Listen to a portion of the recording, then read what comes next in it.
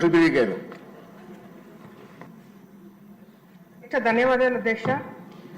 ఈరోజు మరి నేను మాట్లాడబోయే టాపిక్ నాకు తెలిసి నా కాన్స్టిట్యున్సీకే కాదు అధ్యక్ష, రాష్ట్రంలో మిగతా వాళ్ళకు కూడా ఈ పాయింట్స్ ఉపయోగపడతారని చెప్పి నేను అనుకుంటున్నాను అధ్యక్ష. హోంశాఖకి 8,495 కోట్లు ఇవ్వడం జరిగింది అధ్యక్ష. నా ఆలోచన అధ్యక్ష, దేశంలో డిఫెన్స్కి రాష్ట్రంలో పోలీస్ శాఖకి సరిపోయిన ఫండ్స్ ఇవ్వాల్సిన అవసరం ఎంతైనా ఉంది అధ్యక్ష.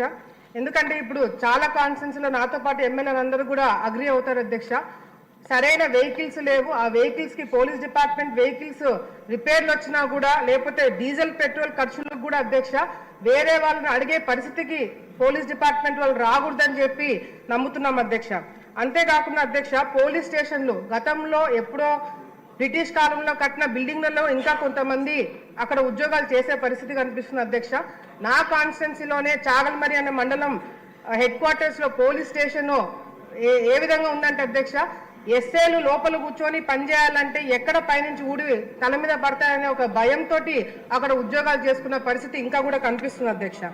అంతేకాకుండా అధ్యక్ష, ఎందుకు బడ్జెట్ పెంచాలని చెప్పి మరి మేము నా ఆలోచన అధ్యక్ష, ఈ సరిపోదు బడ్జెట్ ఇంకా కూడా పెంచాలి అధ్యక్ష. ఎందుకంటే ఇప్పుడు మనం అందరం కూడా చూస్తున్నాం అధ్యక్ష, గత 5 సంవత్సరాల్లో మరి జరిగిన దాడులు, మహిళలపైన అత్యాచారాలు కావచ్చు, హత్యలు కావచ్చు, ఇవన్నీ కూడా జరుగుతున్నాయి అధ్యక్ష. మరి దానికి న్యాయం జరగాలంటే మన రాష్ట్ర విభజన జరిగిన తర్వాత మన రాష్ట్రంలో సరైన ఫారెన్సిక్ ల్యాబ్స్ లేవు అధ్యక్ష. ఏదన్నా ఇంపార్టెంట్ కేసు ఏదన్నా ఉంది అంటే అది హైదరాబాద్కి పంపించాలా లేదంటే మంగళగిరికి పంపించాలి అధ్యక్ష. మంగళగిరిలో కూడా సరైన ఎక్విప్మెంట్స్ లేవని చెప్పి కొంతమంది ఆఫీసర్లు నాకు చెప్పడం జరిగింది అధ్యక్ష. అది హైదరాబాద్కి పంపించి కొన్ని రోజుల్లో రావాల్సిన రిపోర్టు కొన్ని వారాలు నెలలు తీసుకుంటున్నారు అధ్యక్ష. ఆ డిఎన్ఏ టెస్టులు కానీ లేకపోతే ఇంపార్టెంట్ క్రైమ్స్ లో మొబైల్ ఎగ్జామినేషన్ చేయడానికి కూడా అధ్యక్ష అటువంటి ల్యాబ్స్ మన రాష్ట్రంలో తప్పకుండా పెట్టాలని చెప్పి కూడా మరి నేను కోరుకుంటున్నాను అధ్యక్ష.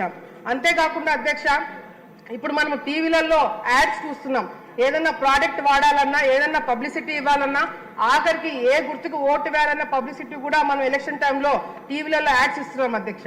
కానీ హోంశాఖ వాళ్ళు ఇది కొంచెం దృష్టిలో పెట్టుకొని ఏదైతే అవేర్నెస్ ప్రోగ్రామ్స్ మహిళలపైన జరిగే దాడులు కావచ్చు, పిల్లల మీద జరిగే దాడులు కావచ్చు, ఇది కూడా ఒక డాక్యుమెంటరీ కానీ ఒక యాడ్స్ రూపంలో టీవీలలో ప్రొజెక్ట్ చేస్తే బాగుంటుందని చెప్పి మా ఆలోచన అధ్యక్ష.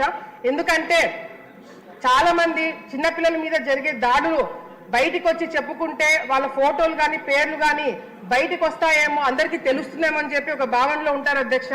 మనం యాడ్స్ రూపంలో ఏదైతే చిన్నారులపైన ఏదైనా దాడులు జరిగితే వాళ్ళ ఫోటోలు కానీ వాళ్ళ పేర్లు కానీ బయటికి ఇవ్వకూడదనే ఒక అవగాహన కూడా ఇవ్వడానికి అవకాశం ఉంటుంది. కాబట్టి హోంశాఖ ద్వారా ఈ యాడ్సే కాకుండా డాక్యుమెంటరీ వీడియోస్ కానీ లేకపోతే మరి షార్ట్ ఫిలిమ్స్ కానీ ఇటువంటి అవేర్నెస్ ప్రోగ్రామ్స్ యూత్ ముఖ్యంగా యువతలో తీసుకురావడానికి కొన్ని ప్రోగ్రామ్స్ చేయాలని చెప్పి కూడా తెలియజేసుకుంటాం అధ్యక్ష.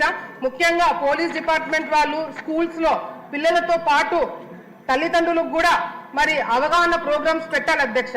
ఆడపిల్లలు తల్లిదండ్రులు అధ్యక్ష ఇంపార్టెంట్ టాపిక్ అధ్యక్ష, ఆడపిల్లలు తల్లిదండ్రులు జాగ్రత్తగా ఉండాలని చెప్తారు అధ్యక్ష. ఇంకెంత జాగ్రత్తగా ఉండాలో అర్థం కావట్లేదు అధ్యక్ష. ఎందుకంటే ఆఖరికి ఆడపిల్లలను కనాలంటే కూడా భయపడే స్థాయికి ఈ రోజు మనం చూస్తున్నాం అధ్యక్ష. సో ఈ అవేర్నెస్ ప్రోగ్రామ్స్ అనేది యువతతో పాటు తల్లిదండ్రులకు కూడా ఇవ్వాలని చెప్పి కూడా ఈ సందర్భంగా తెలియజేసుకుంటూ మరి డిజాస్టర్ మేనేజ్మెంట్ కింద దానికి కూడా చాలా చాలా ఇంపార్టెంట్ అధ్యక్ష. ఏదైనా వరదలు వచ్చినప్పుడు కానీ లేకపోతే మా ఏరియాలో చాలా మంది పిల్లలు కాలువలో పడి చనిపోయిన వాళ్ళు చాలా మంది ఉన్నారు అధ్యక్ష. సరైన స్విమ్మర్స్ ఎక్విప్మెంట్ లేక చాలా మంది కాపాడలేని పరిస్థితి కూడా రాష్ట్రంలో చూసాం. కాబట్టి డిజాస్టర్ మేనేజ్మెంట్ కూడా ఫండ్స్ ఇవ్వాలి అధ్యక్ష. మరి సీసీ కెమెరాస్ మెయింటెనెన్స్ జైల్స్ కి వాటికి కూడా ఎక్కువ డబ్బులు కేటాయించాలని చెప్పి కూడా కోరుకుంటున్నాం అధ్యక్ష.